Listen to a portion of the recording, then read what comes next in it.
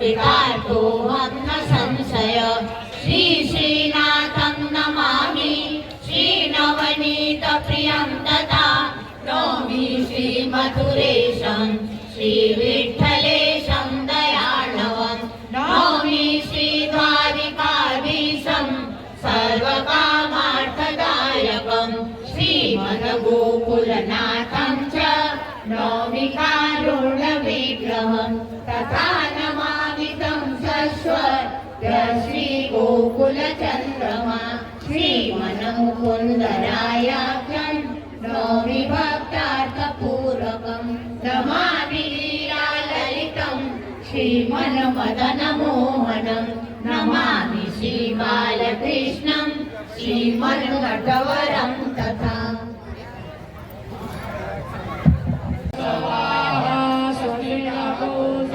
विश्ववेदाः स्वस्तिरस्तारक्षो अरिष्टनेमिः स्वस्तिनो बृहस्पतिर्ददातु उदस्वामरुतः कृष्णमन्तरः सुवन्यावानो विदधेषु जन्मयः अविज्जिरामनवः सूरचक्षुषु विश्वेन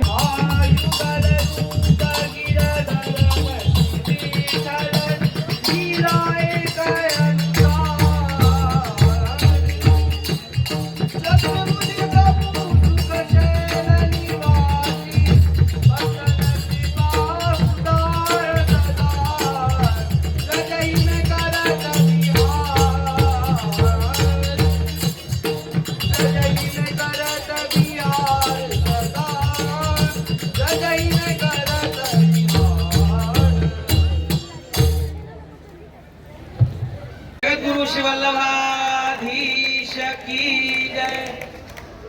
इनको माल्यार्पण करवाने में हमको इसलिए विशेष प्रसन्नता हो रही है कि गत वर्ष आप श्री के श्रीहस्त से आपका सम्मान हुआ था और इस बार उनसे रुका नहीं गया। ये स्वतः इस गोसाई जी के उत्सव में पधारे हैं। आप लोग जोरदार ताली से स्वागत करिए सभी वैष्णवजन का। मुंबई से पधारे हुए हमारे सुभाष भाई मेहता जी, आप आइए और पूज्य बाबा साहब को माला जी धरा के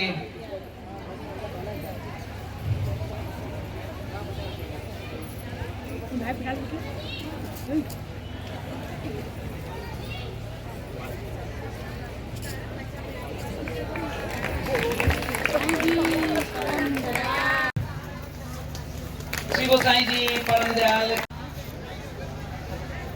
की मालिया जी धरा के स्वागत करें। माला जी धरा के स्वागत करें।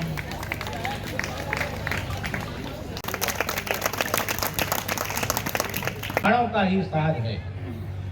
तो ये चरण आद्री मतलब जिस चरण में जिस आद्री में भगवान के पैर पड़े हों, ये वामन भगवान का चरण इसी धरती पर सबसे पहले पृथ्वी में पड़ा, जिसके कारण इस स्थल का नाम चरणाद्रि हुआ। और आज भी वो स्थल है, हम लोग दर्शन करते हैं और वो किसी इंजीनियर के द्वारा वो बनाया नहीं जा सकता है। जिसे आजकल कदम रसूल के नाम से जाना जाता है। हमारे महाविद्यालय के ठीक बगल में वो आश्रम है, आश्रम के आस्थान है। और यहाँ गुप्त वृंदावन के रूप में जो इसको मान्यता मिली, वो वस्तुतः गुप्त वृंदावन ये चुनार का स्थल ही है, इसमें कोई दो राय नहीं है। तो गुप्त वृंदावन क्यों कहा गया? क्योंकि यहाँ की वृंदावन की लीलाएं प्रकट होती हैं और वो जो उसके अधिकारी लोग हैं उन्हीं को वो दिखाई पड़ती है, उसका अनुभव होता है। सबको पता है कि उत्सव के समय पर यहाँ जो एक कूप है आंगन में, उसका जल अपने आप हिलोरे मारता, उसमें तरंगे आती हैं और वो एक अद्भुत होता है। उस जल की विशेषता, बहुत से लोग आज भी यहाँ का जल मंगवा के पीते हैं। मैं भी यदा कदा जब यहाँ संयोग से यदि जल मिलने की स्थिति होती है तो उसे मैं जरूर पीता हूँ, ग्रहण करता हूँ, और जो उसमें अलौकिकता है। कृतार्थोहम कृतार्थोहम कृतार्थोहम न संशया। सर्वप्रथम जगद्गुरु श्री वल्लभाचार्य षष्ठ सिंहासनाधिपति गुरुदेव अनंत श्री विभूषित श्री महाराज श्री जगद्गुरु श्री वल्लभाचार्य गुरुदेव षष्ठ पीठ युवराज श्री बाबा श्री, यहाँ पर उपस्थित काशी राज परिवार की राजकुमारिकाएं, अन्य उनके कुटुंब के, हमारे पितृव्य तुल्य व्याकरण शास्त्र के महान विद्वान डॉक्टर श्री ब्रह्मानंद जी शुक्ल जी, एवं इस चुनार क्षेत्र के विधायक जो कि अभी मंजासीन भय, एवं उपस्थित भगवत वैष्णवगण, महाप्रभु श्री वल्लभाचार्य जी का जो गुण है, जो विशेषता है, वह सारी की सारी विशेषताएं श्री गोसाई जी में प्राप्त होती, और गोसाई तक जी में ही प्राप्त होती है, वहीं तक सीमित है ऐसा नहीं। उनके जितने पुत्र हुए हैं, सारे पुत्रों में भी वही वही विशेषता है। ऐसा कि शुक्र जी ने कहा कि आत्मा वही जायते पुत्रः इति वेदानुशासनम, अर्थात आत्मा ही जो है पुत्र रूप से प्रकट हो जाते हैं। तो गोसाई जी को जो है, जो सप्त सागर के समान जो 7 पुत्रों की जो प्राप्ति भई थी, वह सारे के सारे पुत्रों का जो स्थान है वह अलग अलग स्थानों पर विद्यमान है। तो सर्वप्रथम हम यहाँ विचार करेंगे कि गोसाई जी का गृहस्थाश्रम किस प्रकार आरंभ हुआ। परम दयाल ऋषि गोसाई जी ने 2 विवाह किए थे। प्रथम विवाह जो है वह रुक्मिणी बहू जी के साथ में संपन्न हुआ, और उनसे जो है उनको 6 पुत्रों की प्राप्ति भई और 4 पुत्रियां उत्पन्न भई। क्रम से उनको जो है 6 पुत्र उत्पन्न भये। श्री गोविंद राय जी, श्री बालकृष्ण जी, श्री गोकुलनाथ जी, श्री रघुनाथ जी एवं श्री यदुनाथ जी, ये 6 पुत्र हो गए। और जो 4 पुत्रियां जो भई वह हैं शोभा जी, यमुना जी, कमला जी और देवका जी। ठीक, तो उसी क्रम में जो है गोसाई जी की एक द्वितीय बहू जी थी, जिनका नाम था पद्मावती जी। उस पद्मावती जी से मात्र एक लालन ही उत्पन्न भये, जिनका नाम है घनश्याम जी। गोसाई जी ने विचार किया कि हम 7 पुत्रों को एक एक स्वरूप पधरा के उनका जो स्थान है वह स्थान अलग अलग कर दें। ऐसा विचार करके प्रथम से आरंभ लेकर उन्होंने क्रम तक जो है 5 लालों को दिया, लेकिन बीच में जो है 6ठे को उस समय वो स्वरूप की प्राप्ति, उस स्थान की प्राप्ति नहीं भई, और सीधे वह स्थान 7वें पुत्र श्री घनश्याम जी को प्राप्त हो गए। तो गोसाई जी ने विचार किया कि हमें स्वरूप देना है, तो किस स्वरूप को प्रदान करें, किसको देना चाहिए। तो विचार करते हैं कि हमारे जो बड़े परंपराओं के द्वारा, बड़ों के द्वारा जो स्वरूप हमें प्राप्त भये हैं, ऐसे श्री मदन मोहन प्रभु जी, उनको देने का निश्चय किया। तो बड़े पुत्र श्री गिरधर जी महाराज को, उनका निश्चय पहले यही था कि बड़े हैं ये ठाकुर जी का जो स्वरूप जो है, मदन मोहन जी का जो स्वरूप, ये अपने बड़े पुत्र को हम दे देंगे। और सबसे छोटे जो पुत्र हैं जिनका नाम है घनश्याम जी लाल जी, उनको कौन सा स्वरूप देना है या प्रश्न आया। तो विचार करते करते उन्होंने ये सोचा कि जो बालकृष्ण लाल जी जो हैं, जो कि अंगुष्ठ के बराबर जो हैं, और जिनके साथ में जो है ये सप्तम नान जी खेलते भी थे, वह स्वरूप हम श्री घनश्याम जी को बधरा देंगे। ठीक, लेकिन जो है इसमें कुछ परिवर्तन हो गया। भले ही घनश्याम जी जो हैं वह छोटे थे, लेकिन उनके अंदर भी ज्येष्ठता थी। वह ज्येष्ठता क्यों थी? क्योंकि वह माता के एकमात्र पुत्र थे। उनकी माता दूसरी हो गई ना, पद्मावती जी के द्वारा वो उत्पन्न हुए, तो उनके ही बड़े हो गए, वही कनिष्ठ हो गए, वही जो है मध्यम हो गए। तो उनके अंदर अभी जो है ज्येष्ठता का क्रम आया, बड़प्पन आया। तो इस नाते जो है उन्होंने विचार किया कि ऐसा करते हैं, यह जो बड़े जो स्वरूप हैं, हमारे पूर्वजों के द्वारा जो प्राप्त जो स्वरूप है श्री मदन मोहन जी, इसको हम जो है घनश्याम जी को दे देंगे। और छोटा जो स्वरूप है तो अपने छोटे पुत्र बड़ी बहू जी के द्वारा जो उत्पन्न ऐसे जो छोटे पुत्र, वह कौन? श्री यदुनाथ जी। श्री यदुनाथ जी को बधाएंगे।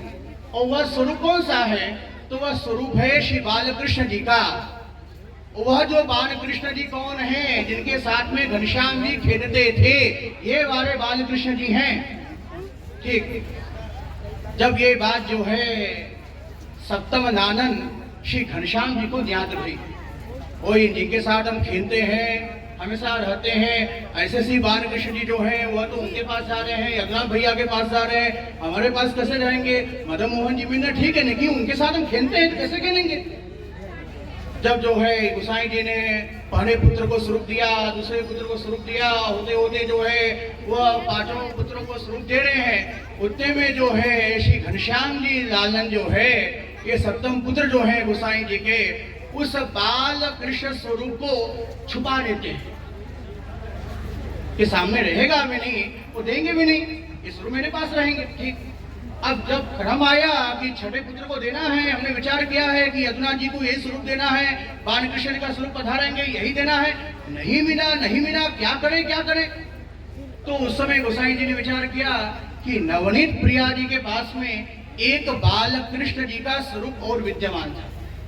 उनके नाम भी बालकृष्ण जी थे। ठीक, ध्यान दीजिएगा। तो उसी स्वरूप को जो है, उसी बालकृष्ण वाले स्वरूप को जो है श्री गोसाई जी ने अपने छठे पुत्र यदुनाथ जी को देना चाहा, सब कुछ निश्चित कर दिया। लेकिन यदुनाथ जी ने क्या कहा? मुझे यह स्वरूप नहीं चाहिए, मना कर दिया। हम ये बालकृष्ण जी के स्वरूप को लेंगे। तो बालकृष्ण जी स्वरूप जिसको देना है वह तो प्राप्त नहीं हो रहे हैं, जिसको हम देने जा रहे हैं वह भी नहीं दे रहे। ठीक है, तो उन्होंने जो है सातवें पुत्र को घनश्याम जी को जो है जो बड़ा स्वरूप जो देना था मदन मोहन जी का स्वरूप, वह स्वरूप पधरा दिया। कौन सा घर छूट गया? कौन सा स्वरूप छूटा? तो छठवां जो स्थान जो था वह रिक्त ही बना रहा, कोई स्वरूप दिए नहीं। सबका स्थान भी जो है निश्चित हो गया, कोटा में, नाथ द्वारा में, कांकरौली में, गोकुल में, ऐसे जो है वह अच्छा स्थान भी निश्चित हो गए। यदुनाथ जी के लिए कोई भी न स्थान न तो कोई स्वरूप।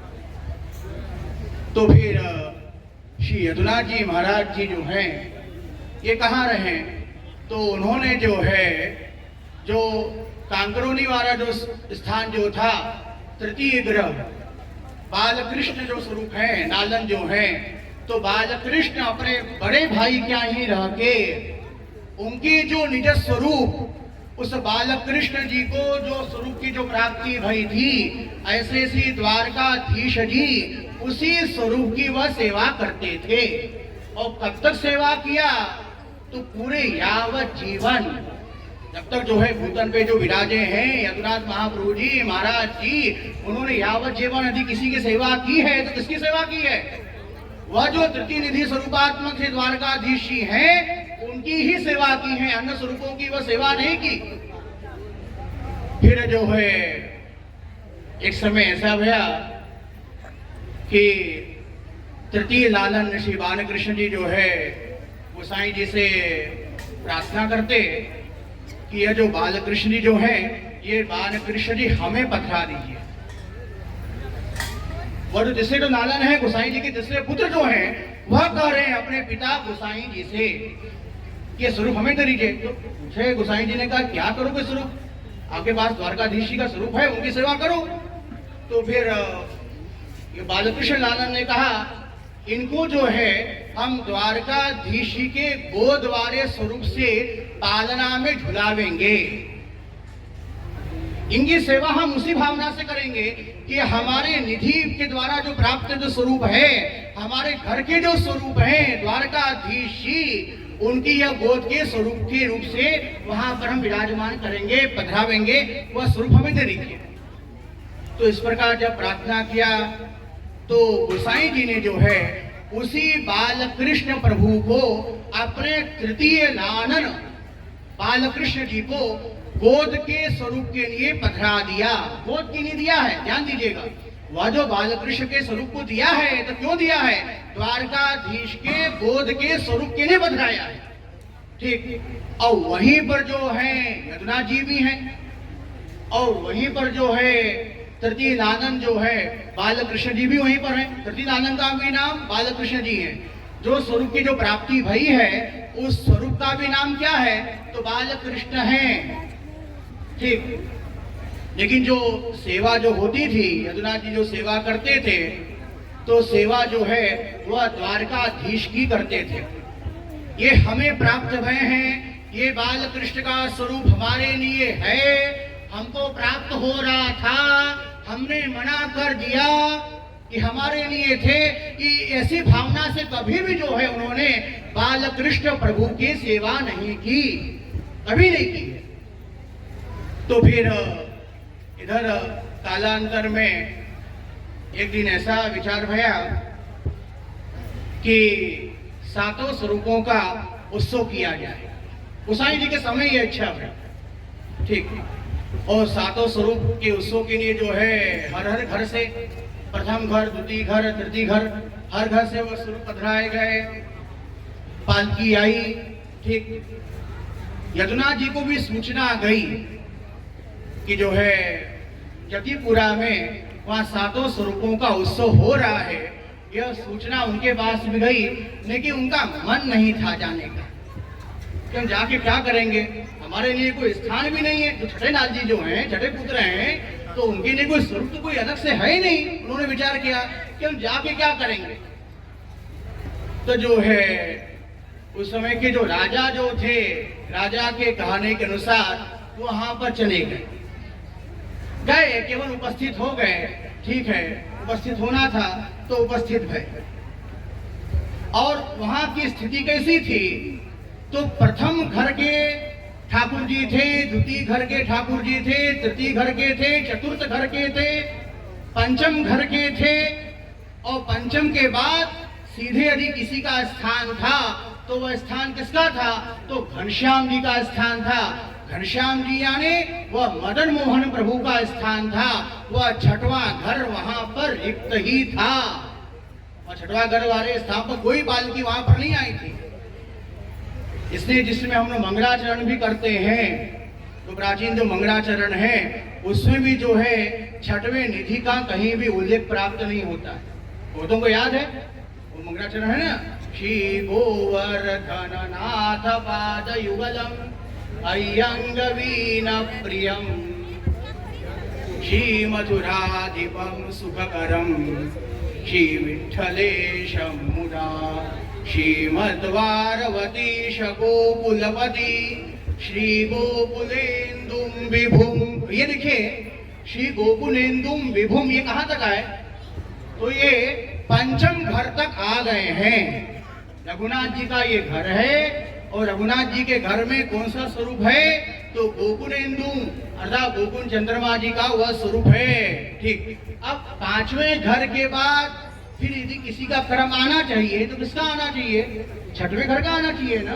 लेकिन वहां की स्थिति क्या हो गई, गोकुलेन्दुम विभुम। आगे क्या कहते हैं, मोहनम नटवरम। वहां बाद में जो है किसका नाम आ गया, तो मदन मोहन प्रभु का ही नाम आता है। वह मदन मोहन प्रभु कौन से हैं, जो घनश्याम जी को जो प्राप्त भय थे। ऐसे ऐसी मदन मोहन प्रभु का स्मरण वहां पे किया और बाद में मदन मोहनम नटवरम श्री बाल कृष्णम भजे। और जो आप कहेंगे कि मन में शंका उत्पन्न होगी कि वहां पे नटवर जी का नाम आया है और फिर उसके बाद जो है बाल कृष्णम भजे, और बाल कृष्ण का तो नाम आ गया ना, वो तो के मन में शंका हो सकती है कि नाम आया ना। तो ऐसा है कि वह जो नटवर जो है, नटवर जी का जो स्वरूप है, वह स्वरूप कौन सा है? तो जो प्रथम घर जो है कोटा में, उनके जो सेव्य स्वरूप मथुरेश जी, उस मथुरेश जी के गोद वाले जो स्वरूप हैं, उसी गोद स्वरूपात्मक श्री नटवर जी का वहां स्मरण किया गया। ठीक, ये बात हो गई। अब बाल कृष्णम भजे, वहां आया बाल कृष्णम, यही ना बाल कृष्णम। तो ये बाल कृष्ण कौन से हैं? बाल कृष्णम वही कि जो तृतीय लालन जो हैं, बाल कृष्ण जी गोसाई जी के तीसरे पुत्र जो हैं, जिन्होंने गोसाई जी से जो है मांगा था कि अरे काका जी, हमें यह स्वरूप बालकृष्ण जी का स्वरूप पधरा दीजिए। क्यों पधरा दीजिए? क्योंकि हम अपने द्वारकाधीश जी के साथ में पालना झुलावेंगे या गोद के स्वरूप रहेंगे, इसने मांगा था ना, उनके साथ में रखेंगे। ठीक है, तो वही बाल कृष्ण स्वरूप का वहां पर वह स्मरण किया गया, ऐसे वह बाल कृष्ण जी हैं। ठीक है, तो यावत जीवन जो है, जो षष्ठलाल जी श्री द्वारकाधीश की ही सेवा करते थे। इधर आगे बताया कि वही जो बाल कृष्ण जी का स्वरूप है, वही स्वरूप वर्तमान में गुजरात के सूरत नगर में स्थित है। कौन सा स्वरूप? बाल कृष्ण जी। वह बाल कृष्ण जी कौन से? जो तृतीय घर के ठाकुर जी के द्वारकाधीश के जो गोद वाले जो स्वरूप हैं, वही स्वरूप जो है वर्तमान में कहाँ पहुंचे? तो सूरत में है। तो वहां तक ये पहुंचे कैसे? वो तो कहाँ कांकरोली राजस्थान, कहाँ द्वारकाधीश और कहाँ ये सूरत। तो वहां ऐसा कौन सा उपक्रम हो गया कि वहां जाना पड़ गया? तो आगे कहते हैं, इन्हीं बाल कृष्ण जी के ही वंश में जो है एक आचार्य है, तृतीय घर में ही एक आचार्य है जिनका नाम था श्री गिरधर लाल जी महाराज। ठीक, तो उन्होंने जो है अपने वचनामृत में ये गिरधर लाल जी महाराज ये आज्ञा कर रहे हैं, जो कि तीसरे घर के हैं या गिरधर लाल जी महाराज, ध्यान दीजिएगा, जो तृतीय घर के जो गिरधर जी महाराज जो हैं, ये अपने वचनामृत में आज्ञा करते हैं क्या कि जो यदुनाथ जी अपने जो तीसरे भाई के घर में रह के जो द्वारकाधीश जी की जो सेवा कर रहे थे, ऐसे ऐसे यदुनाथ जी जो हैं, उन यदुनाथ जी के जो बड़े पुत्र, वह जो बड़े पुत्र जिनका नाम मधुसूदन जी, ठीक, वह जो मधुसूदन जी एक बार कांकरोली आए, जो यदुनाथ जी के जो बड़े पुत्र हैं, वह कांकरोली आए और कांकरोली आकर जो है उस समय के जो तृतीय घर के जो अधिपति थे उनसे याचना की। क्या याचना की है कि यह जो बाल कृष्ण का जो स्वरूप है, ये ठाकुर जी जो हैं, ये ठाकुर जी हमें दे दीजिए। कौन कह रहे हैं? यदुनाथ जी के बड़े पुत्र कह रहे हैं, जिनका नाम है मधुसूदन जी। और उस समय के तृतीय घर के आचार्य कौन थे? तो कहते हैं कि द्वारकेश जी उनका नाम था, जिनसे उनसे वार्तालाप हो रही थी। तो द्वारकेश जी ने कहा कि ये हम देने वाले नहीं हैं, कैसे हम दे रहे हैं? ये स्वरूप तो हमारे दादाओं क्या है, दादाओं के द्वारा प्राप्त हुआ है, ऐसा थोड़ी होता है कि हम दे दें, कैसे हो सकता है? ठीक, मना कर दिया जब नहीं देंगे। तो फिर क्या हुआ? तो आगे जाके यह जो यदुनाथ जी के जो बड़े पुत्र हैं, जिनका नाम मधुसूदन जी हैं, वह पहुंचे कहाँ? अपने काका जी क्या। कौन काका जी क्या पहुंचे? तो गोकुलनाथ जी क्या पहुंच गए, वहां चले गए। देखिए ध्यान दीजिए, उनके यहाँ पहुंचे गोकुलनाथ जी क्या होगा, काका जी हमको वह जो स्वरूप जो है, वो बाल कृष्ण जी का स्वरूप, वह स्वरूप हमको बता दिया। और हम गए थे मधुसूदन जी के पास में, उनसे कहा द्वारकेश जी के पास में, जो तृतीय घर के जो उत्तराधिकारी जो हैं मधुसूदन जी कह रहे हैं, उनके पास में गए थे, उनसे हमने याचना की, लेकिन हमारी बात को मान नहीं रहे हैं। अब आप ही कुछ करो, आप ही हमारे काका जी, हम काका जी हैं, ये यदुनाथ जी के पुत्र हैं, और यदुनाथ जी गोकुलनाथ जी भाई भाई, तो भतीजा काका भाई की नहीं भाई पूछे। तो फिर गोकुलनाथ जी जो हैं जाते हैं उनके पास, द्वारकेश जी के पास, तृतीय घर में गए और फिर उनसे कहा कि यह जो बालकृष्ण जी का जो स्वरूप है, ये स्वरूप ध्यान दीजिए, यह जो स्वरूप है बालकृष्ण जी का स्वरूप, ये स्वरूप इस मधुसूदन को दे दो। मधुसूदन अर्थात जो कि यदुनाथ जी के जो बड़े पुत्र हैं उनको आप दे दीजिए। ये आज्ञा किसको हो रही है? तो तृतीय घर के उस समय के आचार्य को हो रही है।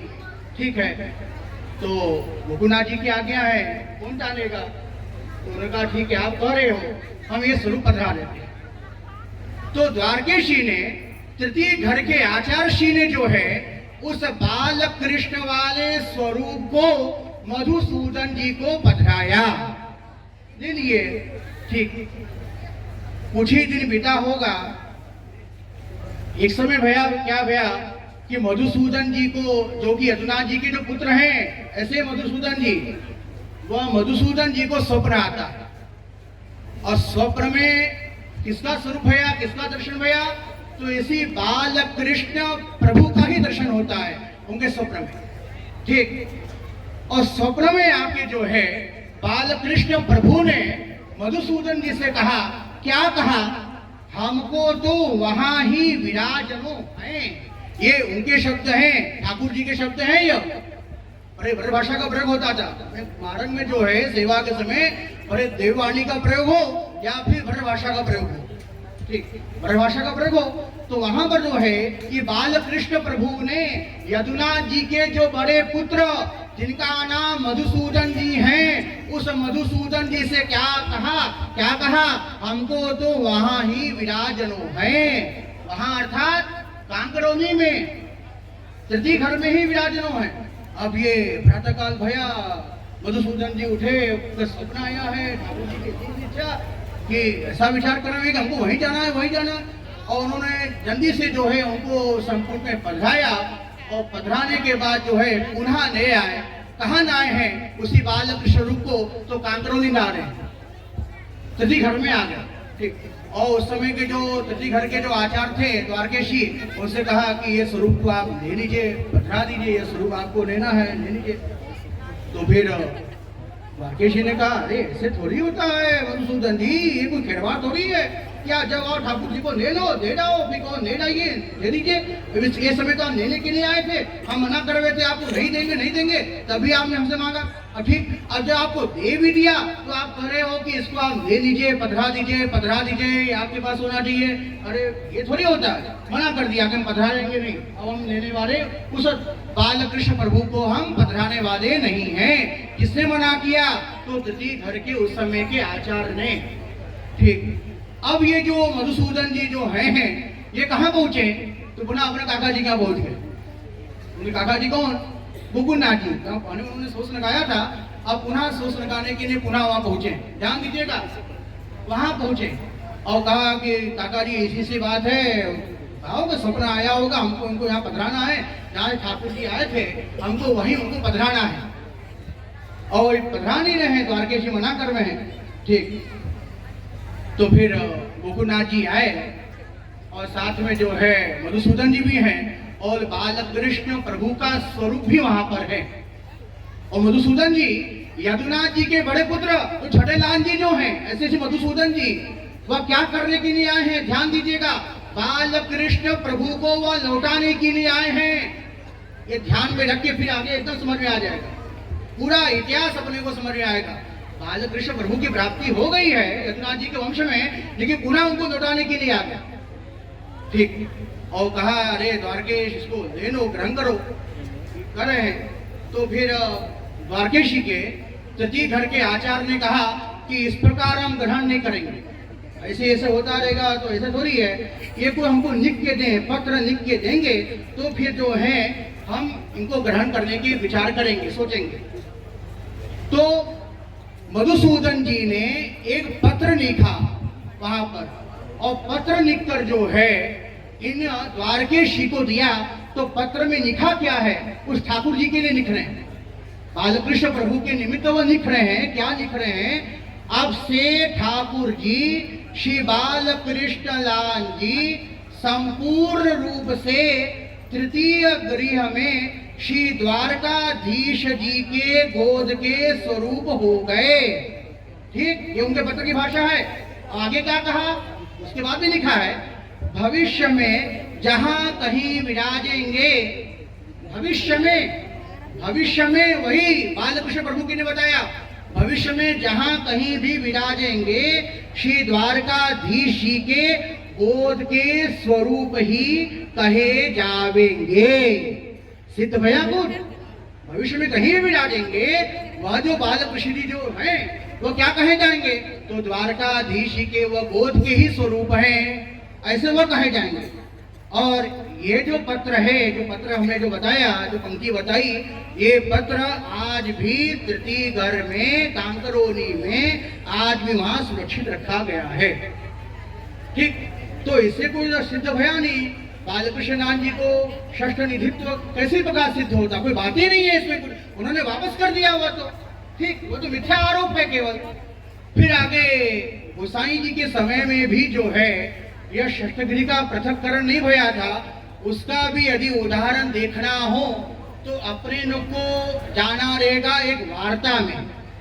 वो वार्ता किसकी है, तो 252 की वार्ता में जाइए और उसमें भी वार्ता संख्या आपको बता दें 162 संख्या है, और जाके देखिएगा 162वीं जो वार्ता है उसमें यह प्रसंग आया है कि गोसाई जी जो है एक विरक्त ब्राह्मण को, यह जो सातों स्वरूपों के बारे में ब्राह्मण ने प्रश्न किया, तो उस ब्राह्मण को बता रहे हैं।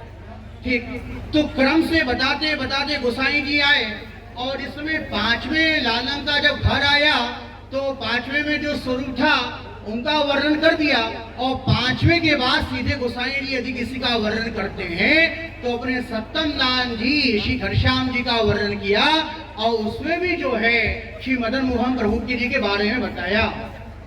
वहां भी जो है 6वां घर वहां रिक्त है। तो आगे कहते हैं इतिहास में कि ये जो वर्तमान में सूरत में जो है, आपने कहा था, अभी सुना कि वर्तमान में वही बालकृष्ण का स्वरूप सूरत में है, तो सूरत तक ये कैसे पहुंचा, किस प्रकार पहुंच गया। तो विक्रम संवत 1726 में एक तृतीय घर के आचार्य भय, तृतीय मतलब तीसरे घर के, बालकृष्ण जी के ही वंश के एक आचार्य भय, जिनका नाम था श्री व्रज राय जी, और उन्होंने जो है छल पूर्वक औरंगजेब से जो है गुजरात के सूबेदार के नाम एक आज्ञा पत्र लिखवाया, और लिखवाने के बाद जो है बल के माध्यम से उस बालकृष्ण प्रभु को, वो कांकरोनी में जो आ गए हैं, गोद के स्वरूप में जो आ गए हैं, वहां लिख के दे दिया है। ये जो यज्ञनाथ जी के बड़े पुत्र जो है मधुसूदन जी ने लिख के जब दे दिया, तब से वह स्वरूप कहाँ विराज रहे थे, तो वही जी बालकृष्ण जी का स्वरूप कांकरोली में विराज रहे थे, और उसी तृतीय घर के वंशज एक जो वरराय जी जो हैं, ये बलपूर्वक जो है उसी बालकृष्ण का जो स्वरूप थे, उस स्वरूप को जो है वहां से हरण किया है, वहां से उनको अलग कर दिया उनके गोद में से। और जब वह अलग किए तो अलग करने के बाद वो कहाँ आते, ये वरराय जी जो कि तीसरे घर के हैं, ये आगे गुजरात में, और गुजरात में आकर भी ये सूरत में आए, और सूरत में आके उन्होंने एक मंदिर की स्थापना की। वो मंदिर किसके लिए बनवा रहे हैं, वो स्थान किसके लिए बना रहे हैं, तो बालकृष्ण प्रभु के लिए बनवा रहे हैं।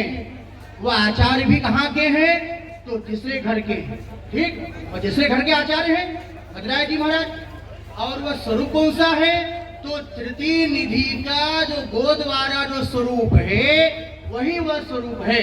उसी स्वरूप को जो है बलपूर्वक वहां पर ले गए।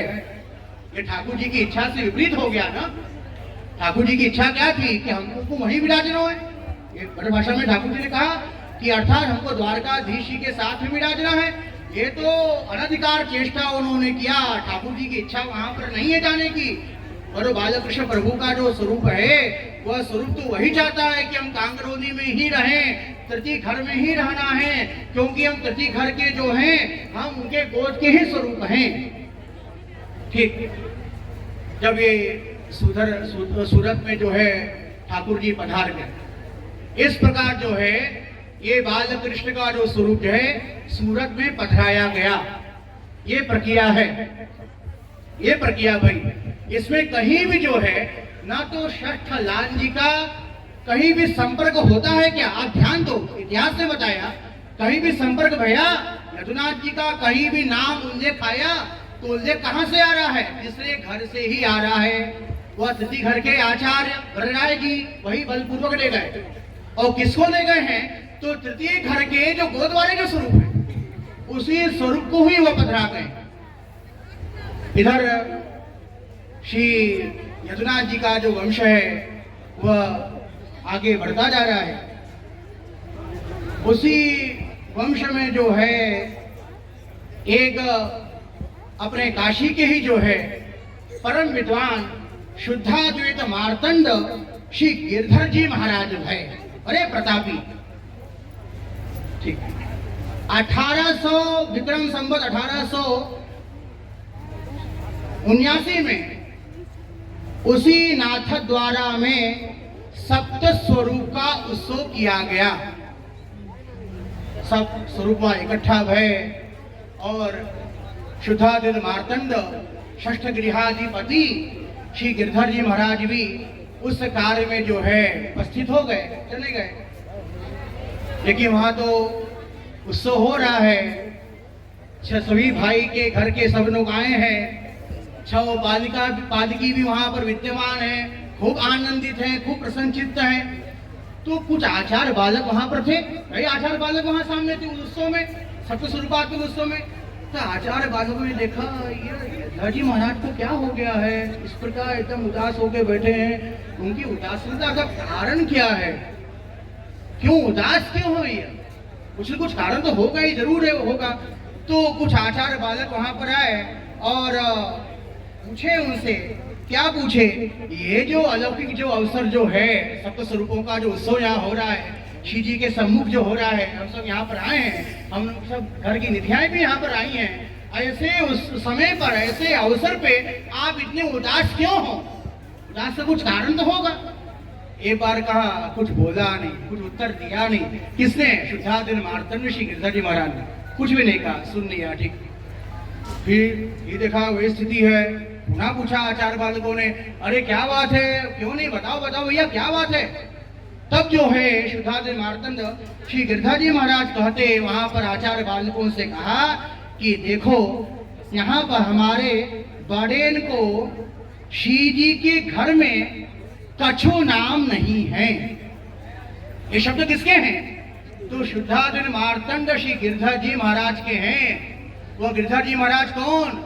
जो कि यदुनाथ जी के जो वंशज हैं। कोई नाम तो है नहीं उस समय, कोई पृथककरण तो भया नहीं था कि षष्ठ गृह अलग से हो जाए, षष्ठ निधि के स्वरूप से कोई प्राप्त हो जाए, कोई प्राप्त भया नहीं। तो फिर जितने भी बालक वहां पर थे तो बाकी सब बालक क्या करें, आचार्य बालक वह सब जो है मौन हो गए। इसका उत्तर हम क्या दें जब इनके बड़ों का नाम नहीं है और कह रहे न तो हमारे यहाँ की हटरी की आरती है, नेपाल की है, कुछ नहीं, तो मौन है सब। ठीक, सब स्वरूप का उत्सव हो गया और जितने भी आचार्य बालक थे जहां जहां से आए थे वह सब अपने स्वरूप को बधरा के अपने अपने जो है घरों के प्रस्थान किया। लेकिन जो है उस समय के जो तिनकायित थे, उन तिनकायित का नाम था श्री दामोदर जी महाराज श्री। बड़े प्रतापी, जो कि गोसाई जी के स्वरूप हैं। दामोदर जी महाराज, दाऊ जी महाराज जो हैं ये गोसाई जी के ही स्वरूप हैं। वो वहां पर उपस्थित थे और वह तिनकायित और श्री शुद्धाद्वैत मार्तंड श्री गिरधर जी महाराज, इन दोनों आपस में खूब मेल खाता था, खूब बढ़िया वार्तालाप थी दोनों में। कोई भी दाऊ जी महाराज को कोई शंका समाधान करना हो तो शंका समाधान वो किससे करते थे? तो शंका समाधान श्री शुद्धाद्वैत मार्तंड श्री गिरधर जी महाराज से ही करते थे। बताइए कैसे होगा, क्या करना है आगे, उन्हीं से शंका समाधान होता था, जिनका ही जिसी का। ठीक, तो फिर वहीं पर हैं अठद्वारा में श्री गिरधर जी महाराज। तो उसी समय विक्रम संवत 1889 में ही जो है एक पर्व आता। कौन सा पर्व आया? तो चंद्र ग्रहण का पर्व आया। तो उस चंद्र ग्रहण के पर्व में जो है इच्छा भई, क्या इच्छा भई? किनकी? जिनका ईश्वरी की, अर्थात दाऊ जी महाराज की, कि हमें जो है गोपाल मंत्र की दीक्षा प्राप्त हो जाए, इच्छा भई। तो उन्होंने तो सबके सामने कह दिया कि ऐसा यह पर्व आवेगा और पर्व में जो है हम शुद्धाद्वैत मार्तंड श्री गिरधर जी महाराज से गोपाल मंत्र की दीक्षा देंगे। और भी जो उनके परिवार के जो थे उनके सामने कह दिया। तो जो कहा तो उनके परिवारों को, उनके वंशवारे बालकों को ये बात अच्छी लगी नहीं। उन्होंने क्या कहा, अरे काका जी ऐसा करते हैं, आपको दीक्षा लेना है ना, तो इनसे आप दीक्षा क्यों दे रहे हैं? ये हमारी परंपरा के जो आचार्य हैं, हमारे जो वंश के हैं, हमारे वंश से आप दीक्षा ले लीजिए, वो अच्छा रहेगा। ठीक, तो बड़ा धर्म संकट हो गया उनके ऊपर, दाऊ जी के ऊपर। अपने वंशकों को कैसे, तो हमारी परंपरा के जो हैं उनको हम कैसे छोड़ दें, क्या करें? तो दाऊ जी महाराज ने विचार किया, जिनको दीक्षा लेना था उन्होंने विचार किया, उन्होंने विचार क्या करते हैं कि यह जो हमको जो दीक्षा हमको जो लेना है, ये हम श्री जी की ही इच्छा से ही देंगे। श्रीनाथ जी की जब इच्छा होगी तो हम दे देंगे। तो भी 21 बालकों की नाम की चिट्ठियां जो हैं श्री दाऊ जी महाराज ने श्रीनाथ जी के आगे पधराई। 21 गोस्वामी बालकों का नाम उसमें है, और जिनके नाम की चिट्ठी खोलेगी उन्हीं से ही जो है हम गोपाल मंत्र की दीक्षा देवेंगे। और जब चिट्ठी जब खोली गई तो चिट्ठी किसके नाम से खुली? तो यही शुद्धाद्वैत मार्तंड श्री गिरधर जी महाराज के नाम की ही वह चिट्ठी खुली। और उन्होंने जो है उसी चंद्रग्रहण के पर्व में जो है उनसे गोपाल मंत्र की दीक्षा लिया। जब दीक्षा का कार्य पूरा हो गया तो दीक्षा के बाद गुरु जी को जो है दक्षिणा दी जाती है।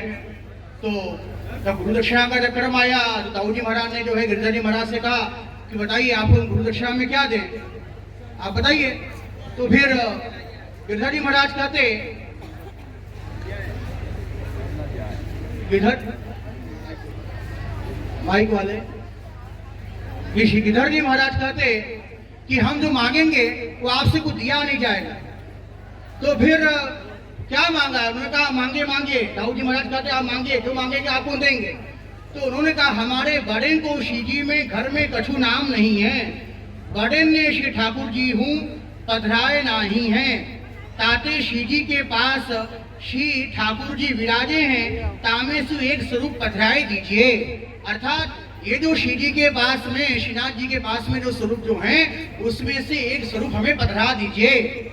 बस हमारी यही गुरु दक्षिणा है, हमारे बड़ों का नाम हमें हो जाए, अर्थात हमारे बड़े के नाम की जो हटरी आड़ी की, यदुनाथ जी की आड़ी की जो आरती है वो आरती हमें प्राप्त हो जाए, हम यही चाहते हैं। तो उन्होंने जो है श्री दाऊ जी महाराज ने श्री गिरधर जी महाराज को षष्ठ गृह का जितना भी अधिकार था वह सारा का सारा अधिकार उन्होंने प्रदान किया, और यदुनाथ जी की आड़ी की जो आरती है वह आरती भी प्रदान की। और विक्रम संवत जो है 1880 में ये संपूर्ण षष्ठगिरी का अधिकार श्री नाथ द्वारा के द्वारा, जो कि गोसाई जी के स्वरूप वाले श्री दाऊ जी के जो वंशज हैं उनके द्वारा जो है संपूर्ण षष्ठगिरी का अधिकार यहाँ प्राप्त भया। तो ये 1880 में तो ये कह दिया ठीक है, लेकिन अभी कोई स्वरूप की प्राप्ति नहीं भई थी। उतने में जो है विक्रम संवत 1882 में श्री दाऊ जी महाराज का लीला प्रवेश हो गया। और इधर जो है विक्रम संवत 1885 में दीपावली के दिन जो है, जो हटरी की जो आरती है, यदुनाथ जी की आड़ी की जो आरती है और षष्ठ निधि का जो स्वरूप है, वह स्वरूप ताऊ जी की बहू जी के द्वारा श्री गिरधर जी महाराज को कार्तिक शुक्र प्रतिपदा को ये पूर्ण षष्ठ निधि के स्वरूप से मुकुंद राय जी की प्राप्ति भई। और आगे जाके विक्रम संवत 1896 में श्री गिरधर जी महाराज जी ने जो है उसी नाथ द्वारा में 4 स्वरूपों का उत्सव भी किया। उस स्वरूप उत्सव में श्री नवनीत प्रिया जी को पधराया, विठल नाथ जी को पधराया, द्वारकाधीश जी को, श्री मुकुंद राय जी को पधराया। और आगे जाके इन्हीं विक्रम संवत 2023 में जगत गुरु श्री वल्लभाचार्य षष्ठगृहाधिपति श्री मुरलीधर महाराज जी ने भी जो है वह जो नाथ द्वारा में जो सप्त स्वरूपात्मक जो उत्सव भया था उसमें श्री मुकुंद राय जी को ही पधराया था।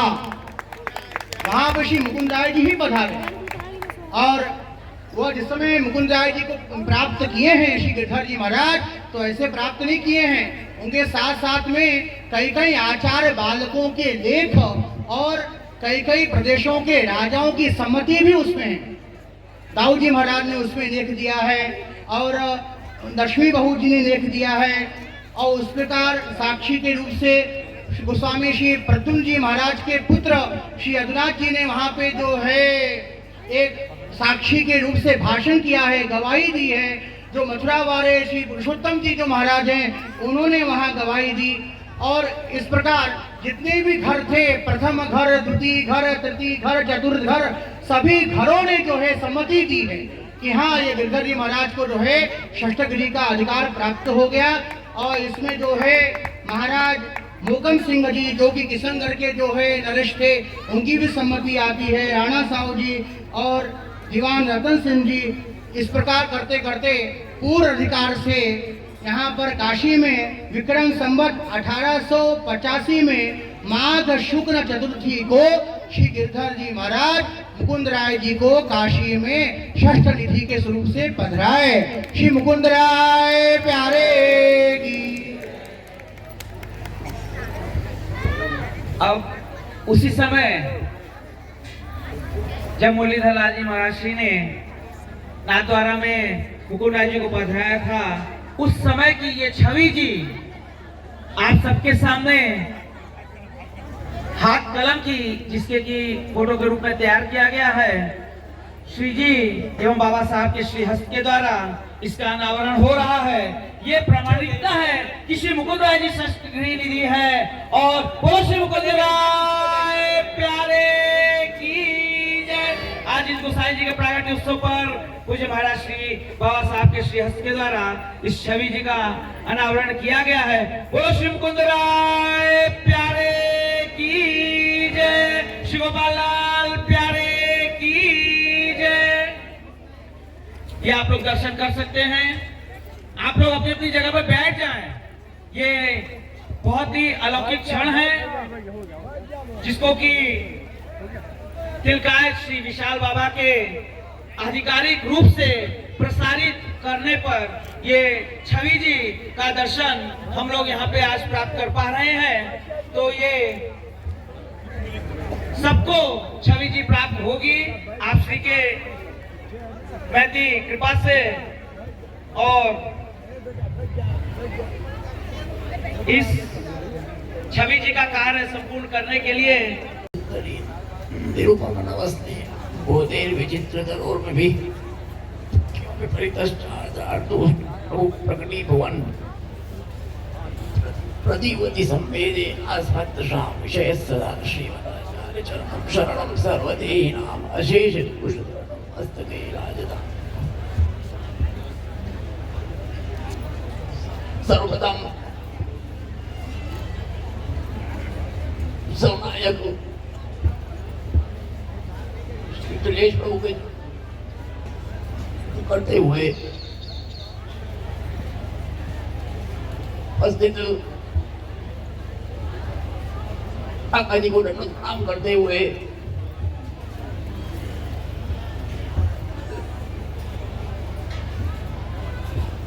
यहाँ पर उपस्थित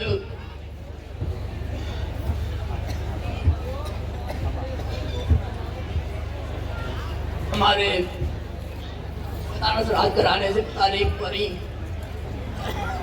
धाम के दोहित्र उपस्थित हमारे जुगाड़ के संस्कृत महाविद्यालय के प्राचार्य ब्रह्मानंद जी, उपस्थित शस्त्रपीठ के शास्त्री जी, हमारे जुगाड़ के विधायक जी,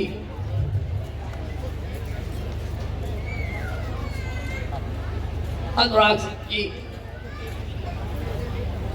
उपस्थित श्री मुकुंद गोपाल सेवा संस्थान के कार्यकर्तागण, बाहर से काशी के सभी परम भाग्यवान वैष्णवजन, आज का दिवस श्री विठलेश प्रभु जन का प्राकट्य दिवस है, जिसको यहाँ पर अखिल भारतीय सम्मेलन के रूप में मनाया जाता है।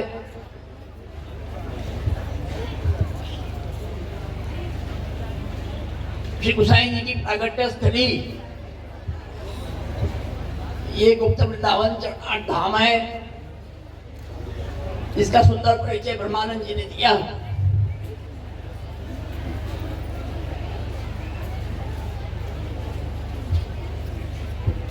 श्री गोसाई जी का जो प्राकट्य विशेष रूप से चरणाट में ही हुआ,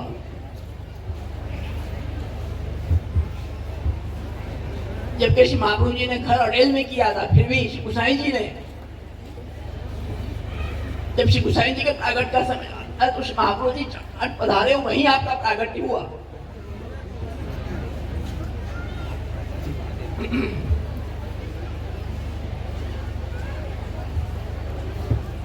इसलिए श्री गोसाई जी साक्षात पूर्ण पुरुषोत्तम परब्रह्म भगवान श्री कृष्ण ही है।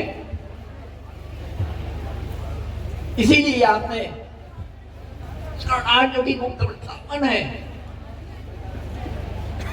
जब पूर्ण पुरुषोत्तम का प्राकट्य होता है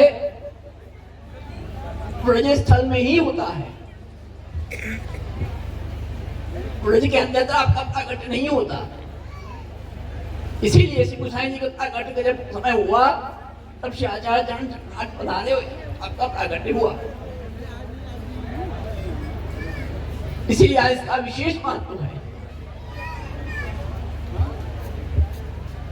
साथ साथ में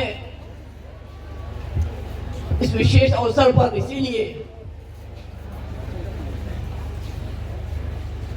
जो आपके सामने इस चित्र का निर्माण हुआ, ये काशी के लिए एक विशेष धरोहर है। हम सब काशी के वैष्णव को, सब काशी के वासी को इसका एक गौरव होना चाहिए कि हमारे माता श्री जी श्रेष्ठ निधि विराज रही है, उसका क्या इतिहास है, क्या उसका स्वरूप है। हमारे शस्त्रपीठ के शास्त्री विशेष रूप से बहुत सुंदर आपको परिचय सब किया, साथ साथ आप लोग भी जो पुस्तक प्रकाशित हुई है उसमें इतिहास दिया हुआ है, उसको अवश्य पढ़ें, क्योंकि प्रत्येक काशीवासी को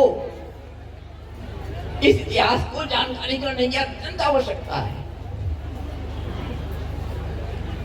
ये हमारा परम कर्तव्य है, इस बात को समझो।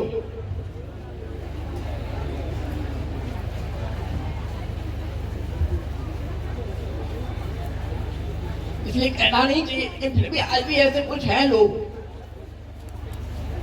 जिन्हें विशेष जानकारी नहीं है कि क्या इसका इतिहास है। ये जो चित्र है, इस चित्र से प्रमाणित होता है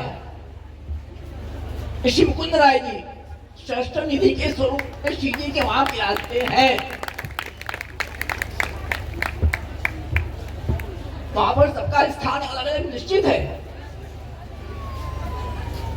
श्रीनाथ जी में कोई ऐसी कोई भी आज तक ऐसा कोई कार्य नहीं हुआ जो प्रमाणित ना हो। श्रीनाथ जी के यहाँ जो स्थान भी है वो भी सब लिखे हुए हैं, सब ऐतिहासिक हैं, सब लिखेंगे ये स्वरूप का ये स्थान है, उसी स्वरूप वही स्थान पे ही विराजेंगे, उधर से अलग नहीं विराज सकते। और जितने स्वरूप लिखे हुए हैं कि ये स्वरूप उतारते हैं वही स्वरूप बताएंगे, दूसरे स्वरूप उतार भी नहीं सकते, श्रीनाथ जी के साथ विराज भी नहीं सकते। परंतु सब स्वरूप के अभी श्री नवनीत प्रिया जी और श्री मुकुंद राय जी एकमात्र ऐसे दो स्वरूप हैं जो श्रीनाथ जी के एक थाल में ही आरोपते हैं। श्री मुकुंद राय जी अगर बता देंगे श्रीनाथ जी में, तो श्रीनाथ जी के पास विराज कर श्री नवनीत प्रिया जी और श्री मुकुंद राय जी एक थाल में ही आरोगेंगे, अलग से थाल ही लगेगा, श्री जी के साथ ही आरोगेंगे, बाकी सबके अलग अलग थाल होंगे, क्योंकि श्री मुकुंद राय जी तो वहीं विराजते थे। इसीलिए अपने यहाँ ध्वजा जी विराजती है। जब श्री मुकुंद राय जी को पधराया तब तवली महाराज ने कहा कि श्रीनाथ जी तो अलग विराजेंगे कैसे, श्री मुकुंद राय जी तो श्रीनाथ जी के साथ विराजते हैं, अलग कैसे विराजेंगे। इसीलिए साथ में श्री श्रीनाथ जी के वेणु जी उस भाव से पधारे, श्रीनाथ जी को छोड़कर श्री मुकुंद राय जी विराज ही नहीं सकते, श्रीनाथ जी तो साथ में ही होने आवश्यक है। इसलिए स्वर्ण के जो वेणु जी श्री गुसाई जी ने सिद्ध कराए थे, वो वेणु जी को पहले पधराया, तब श्री मुकुंद राय जी पधारे। इसलिए आज भी श्रीनाथ जी के वेणु जी आपके साथ में ही विराजते हैं। सबको इतना दर्शन का इतना होश नहीं होगा, ये समझ नहीं होगी, ध्यान से दर्शन करो तो वो समझ में आवे। इसलिए ध्वजा जी संपूर्ण अपने जो पुष्टि मार्ग में जो मंदिर है उस मंदिर में केवल श्रीनाथ जी में ही ध्वजा जी है। उसके बाद कहाँ है? अपने काशी में, बाकी कहीं भी ध्वजा जी नहीं है। एक तो श्रीनाथ जी में, एक काशी में, उसी भाव से, श्री जी के भाव से।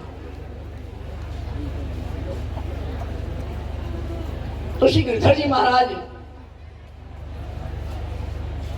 विशेष परिश्रम से श्री मुकुंद राय जी पधारे,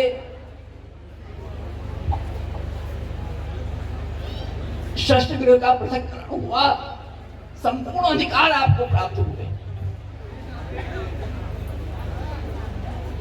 यदि श्री गुसाई जी के समय हो गया होता तो क्या दाऊजी महाराज को मालूम नहीं होता? दाऊजी महाराज तो तिलकाए थे, आपको क्या मालूम नहीं था कि हो चुका है? पहले अगर हो चुका होता पृथक्करण तो बाद में आप क्यों करते? नहीं हुआ था, ये प्रमाण सिद्ध है। इसीलिए आपने वापस किया। श्री गिरधर जी महाराज के माथे पधराए, और श्री गिरधर जी महाराज ने भी, क्योंकि आप छोटे घर के थे, छोटे भाई के घर के थे, आपने अपने बड़े भाई को कहा कि आप पधराओ, आपका अधिकार है। श्री गिरधर जी महाराज तो तीसरे राज्य के वंश में, नाथ जी के 5 राज्य, इसमें 3 का वंश चला, श्री मधुसूदन जी, रामचंद्र जी और जगन्नाथ जी। तो श्री गिरधर जी महाराज जगन्नाथ जी के वंश में, मधुसूदन जी के वंश के बालक को कहा कि आप पधराओ, आपका अधिकार। उन्होंने कहा कि नहीं, आपने परिश्रम किया है, आप ही पधराओ। तो आपने उनका लिख के दो, हम अपने अधिकार को रिलीज करते हैं, और हमारा अधिकार आप इसमें नहीं है। हाँ ठीक है। फिर दूसरे लाल जी के कहा आप भी लिख के दो, उन्होंने भी लिख के दिया। तब आपने पधराए, आज भी वैसे ही उनकी प्रताप से, उन्हीं की कृपा से उसी प्रकार आपका आज भी ध्वज फहरा रहा है। और इसीलिए श्री गोविंद लाल जी महाराज तिलकायत इस समय में संवत 2023 में जब सप्तस्वरूप उत्सव हुआ नाथद्वारा में, तब श्री गोविंद लाल जी महाराज ने हमारे ताज चरण पूज्य श्री मुरलीधर लाल जी महाराज को वही विनती पत्र भेजा कि आप श्री मुकुंद राय जी को 6ठे स्थान पे हमारे यहाँ पधराओगे।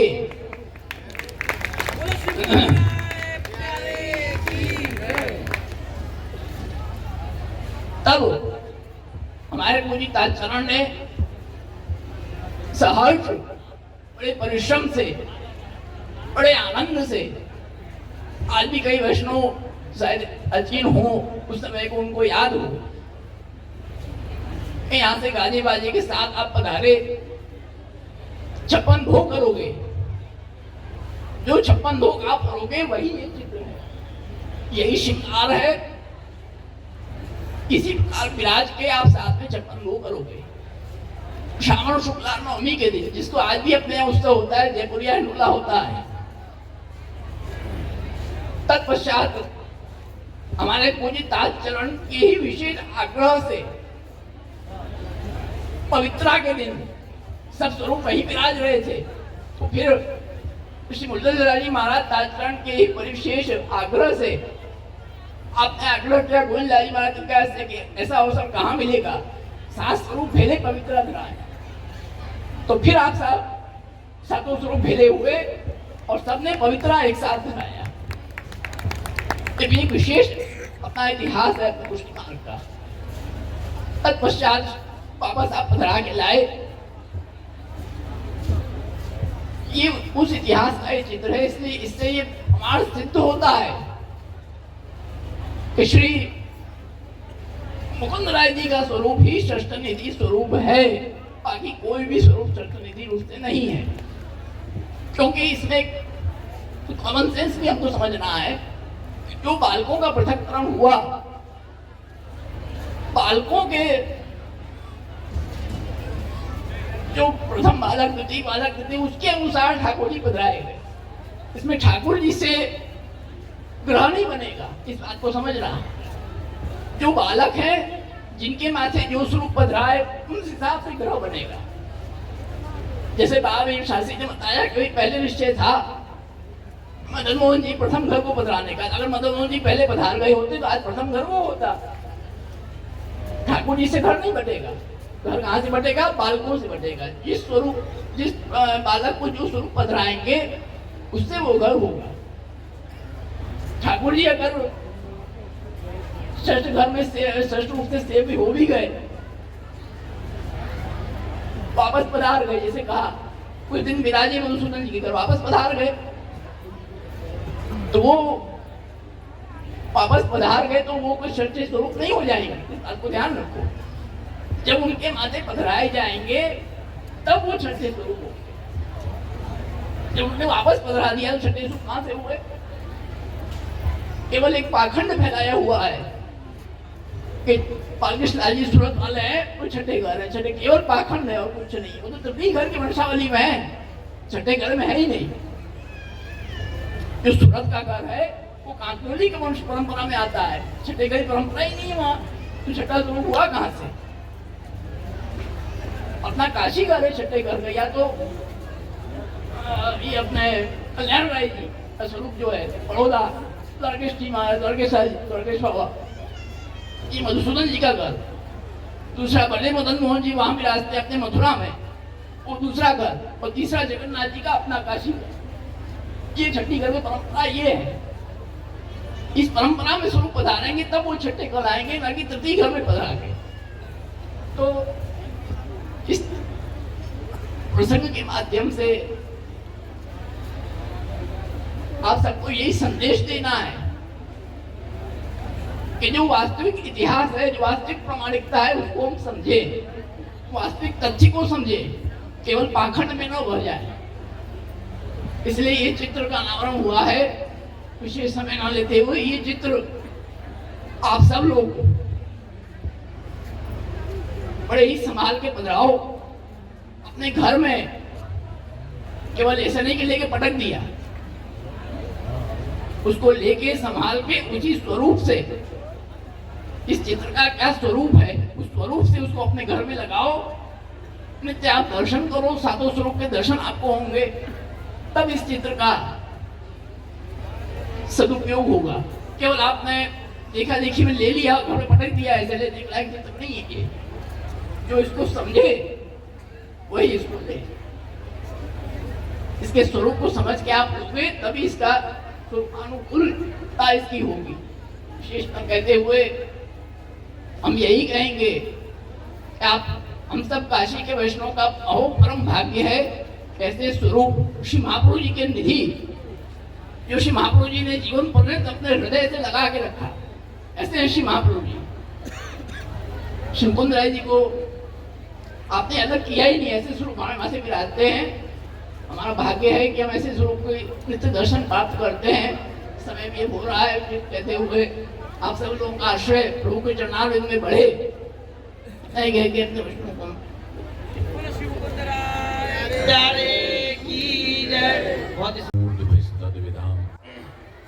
वागादितीतं विराम दूरं साधन संपदां निरुपदे स्नेहै सुखापं वृतैः रासोल्लासवशं वदव्रजवधू वृन्दे वसन्तं सदा दासक्लेशहरं मुदा परतरं श्रीकृष्णदेवं शरे वन्दे नन्दविजस्त्रीणां पादरेणुमभीप्स यासां हरिकथोद्गीतं पुनातिभुवनत्रयं श्रीमदाचार्यचरणं शरणं सर्वदेहिनां अशेषदोषदहनं मस्तके राजितां मम न मन्त्रेण तन्त्रेण च ज्ञानसिद्धेन न वैकुण्ठबुद्धिस्तु वैकुण्ठलोके गतिर्विठ्ठलेशे मतिर्विठ्ठलेशे सदा वैद्यवासुदेव।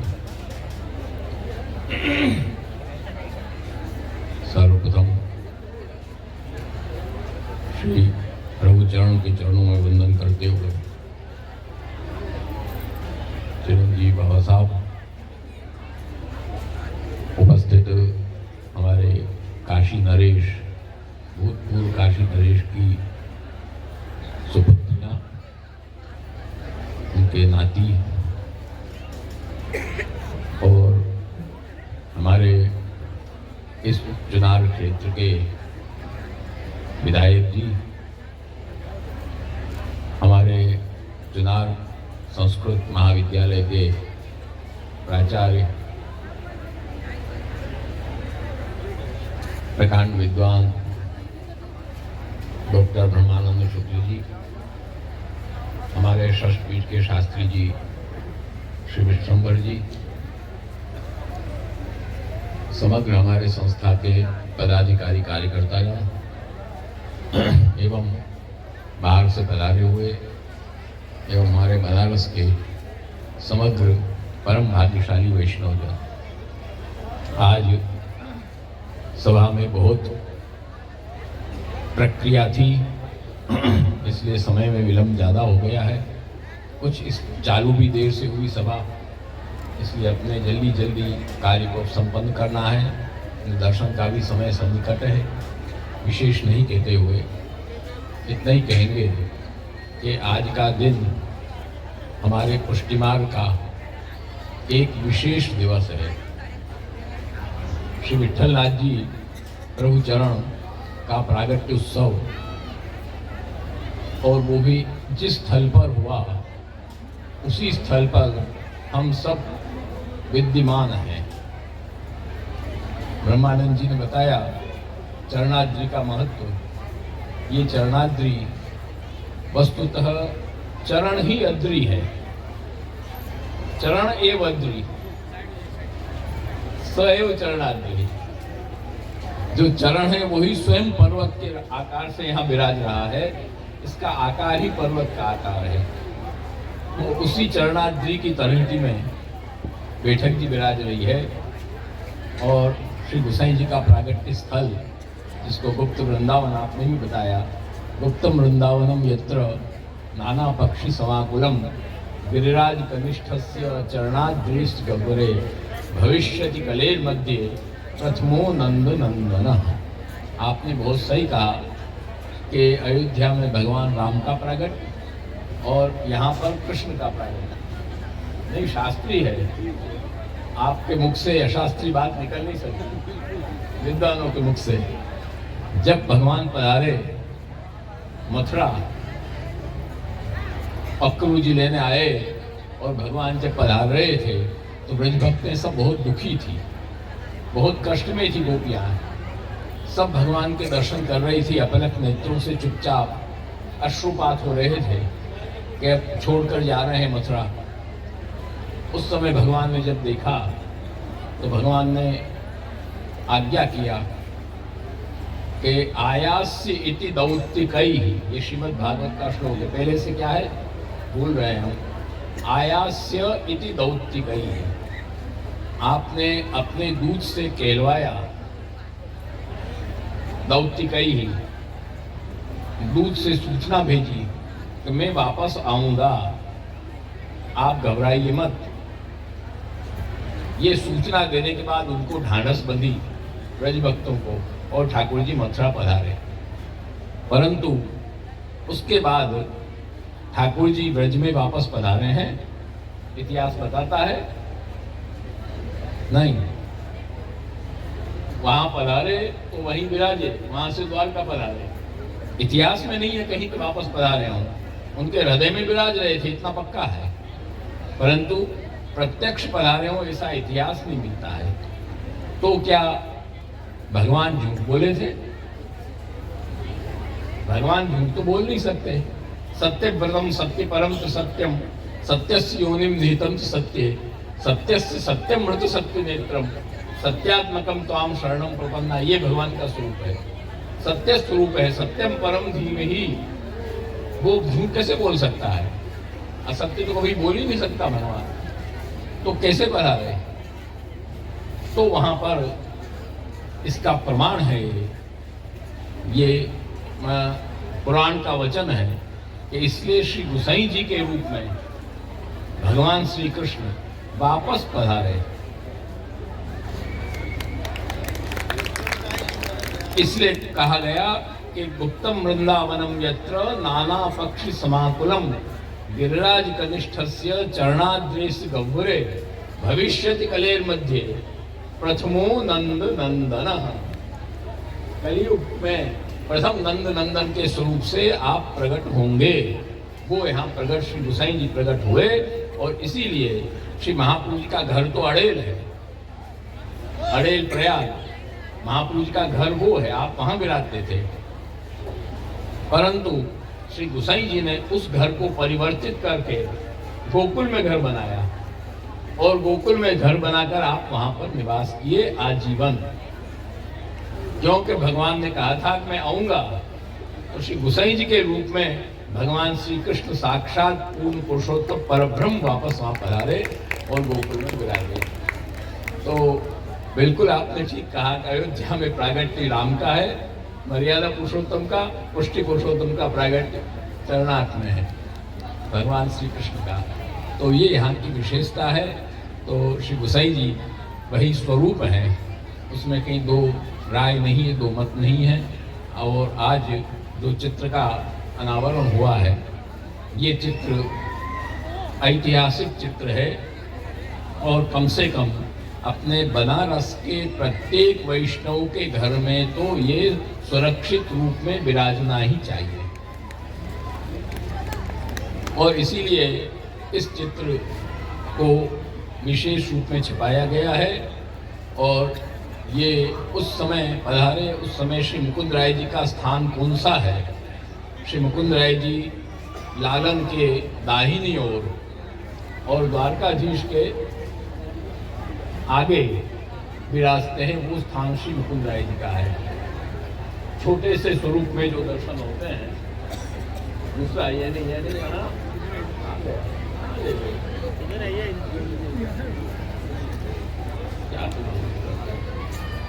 देखो ये स्वरूप ये श्री मुकुंद राय जी हैं, ये श्री मुकुंद राय जी हैं, ये श्री अमित लाल हैं, ये श्री मुकुंद राय जी हैं, ये श्री द्वारकाधीश हैं, ये श्री मथुराधीश, प्रथम गद्दी मथुराधीश, द्वितीय गद्दी श्री विठलनाथ जी, तृतीय गद्दी श्री द्वारकाधीश, चतुर्थ गद्दी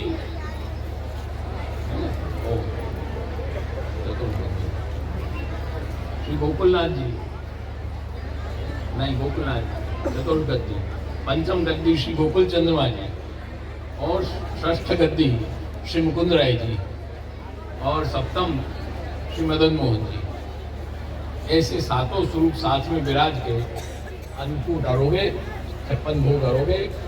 वो 56 भोग अरोगने वाला चित्र प्रामाणिक है। ये चित्र पहले हाथ कलम से चित्र बनते थे, फोटो नहीं पड़ते थे। आज भी फोटो नहीं पड़ते हमारे यहाँ। हाथ कलम के चित्र पर से फोटो बना करके ये चित्र तैयार किया गया है। वो चित्र है, सबको लेना है, निःशुल्क सब वैष्णवों को प्रदान किया जाएगा। पर निःशुल्क का मतलब ये नहीं है कि तुम उसका महत्व न समझो, इस बात को ध्यान देना। हमारे अनूप नागर कहाँ गए, वो है ये इनका प्रेस का कार्य, इन्होंने अपनी स्वेच्छा से सामने से, हमने नहीं कहा था, हमने तो इनको कहा था कि आप तैयार करो, जो खर्च देंगी संस्था देगी, परंतु इन्होंने अपनी भावना से सामने से प्रसन्नता से ये सेवा पूरी मैं करूँगा ऐसा इन्होंने कहा है। इसलिए इनको भी खूब खूब धन्यवाद देते हैं। साथ साथ हमारे आज श्री गोसाई जी के जो पालना सिद्ध हुआ है नया, उस पालना के मनोरथी भी हमारे बम्बई के कविता बेन और सुभाष भाई ये हैं। इन्होंने भी खूब अपनी हृदय से, अपनी इच्छा से ये सेवा करने को सन्नद्ध हुए हैं और वो पालना आज श्री गोसाई जी झूलेंगे, महाप्रभु जी झूलेंगे और उनको भी खूब खूब हृदय से धन्यवाद देते हैं। साथ साथ ये चित्र ऑफिस से आप लोगों को मिल जाएगा, वहाँ से आप शांति से लेते रहें। और उसके बाद अब कथा प्रवचन को समाप्त करते हुए जो भी इस आयोजन में हमारे सहयोगियों ने जो सहयोग दिया है, हमारे संस्था के पदाधिकारी कार्यकर्तागण और हमारे विद्वज्जनों ने यहाँ समय देकर पधारे, विद्वज्जनों का भी खूब खूब अभिनंदन है। हमारे राज परिवार से जो आप पधारे, इनका भी खूब खूब अभिनंदन है। हमारे इस कार्यक्रम में पैदल चलकर पदयात्री जो वहाँ से आए, उनको भी खूब खूब धन्यवाद देते हैं। लगभग 100 पदयात्री बनारस से पैदल चलकर 40 किलोमीटर, 35-40 किलोमीटर है, यहाँ वो आते हैं। आज संजोग है, हमारे विधायक जी भी हमारे सामने हैं, तो हम इनको एक रिक्वेस्ट करेंगे कि सड़क का थोड़ा व्यवस्थित कार्य हो। हमारे पदयात्री जितने आए हैं सबके पैरों में छाले पड़ गए हैं, परेशान हो गए सब बेचारे। यहाँ कंकर पत्थर वाली सड़क इतनी ज़्यादा है, उसको सुंदर व्यवस्थित वो कार्य हो जाए सुंदर, इससे पदयात्री आनंद से आवे यहाँ और आनंद से श्री गोसाई जी के दर्शन करें। तो ये भी आज संजोग है, सामने हैं, तो एक मन में विचार आ गया हमको, तो उनको भी खूब खूब धन्यवाद है। और अंत में संपूर्ण इस कार्यक्रम का संचालन हमारे ब्रज किशोर ने किया है। ये भी जो कि पीछे बैठा है, उसके देखो वो इंदौर के वैष्णव सब कहते हैं, पर ये बनारस के ही हैं, इंदौर के नहीं हैं, ये तो अपने ही हैं। इंदौर जाके बस गए, उससे इंदौर के कहाँ से हो जाएंगे, तो वहीं के अपने ही यहाँ के बीच के हैं। पहले यही करते थे ज़्यादातर संचालन का कार्य। और हमारे वो दीपेश खड़े पीछे, गिरीश चंद जी, इनके पिता भारतेंदु जी के वंशज, वो करते थे। तो अब वो तो अनुपस्थित हैं और ये इंदौर चले गए हैं, तो अब भगवत कृपा से ये तैयार हो गए नए लड़के, आनंद से करते हैं। उसी तरह नए नए लड़के आगे बढ़ें और तैयार हों, युवा शक्ति आगे बढ़े, तो कार्य भगवत कृपा से आगे भविष्य में आनंद से चलता है और उसको आगे बढ़ने की आवश्यकता है। श्री वल्लभ प्रभु के चरणों में यही प्रार्थना करते हैं हमारी युवा शक्ति खूब आगे बढ़े, खूब अच्छे संस्कार उसको मिलें और हम भी बड़े लोग भी उनको संस्कार देने के लिए हर संभव प्रयत्न करें। इतना ही कहते हुए हमारे वक्तव्य को हम समाप्त करें।